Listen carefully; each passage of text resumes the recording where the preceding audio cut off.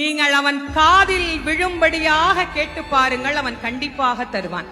நிறைய பேர் சொல்றாங்க, நாங்களும் கேட்டுட்டு தாங்க இருக்கிறோம், எங்களுக்கு அவன் கொடுக்க மாட்டேங்கிறான் அப்படின்னா, இறைவன் வெளியிலிருந்து நாம் கொடுக்கின்ற எந்த பொருளையும் தனக்கென ஏற்றுக்கொள்வதில்லை.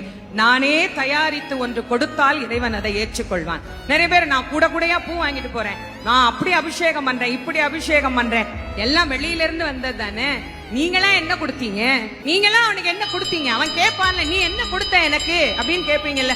இல்ல இதெல்லாம் நான் தான் கொடுத்தேன்னு சொல்றதுக்கு என்ன சாட்சி? நான் காசு கொடுத்தா யார் வேணா கொடுப்பாங்க, தேங்காய் காசு கொடுத்தா வாங்கலாம், பழம் காசு கொடுத்தா வாங்கலாம், சக்கரை பொங்கல் காசு கொடுத்து செய்யலாம், இதெல்லாம் காசு கொடுத்து வர்ற பொருள்.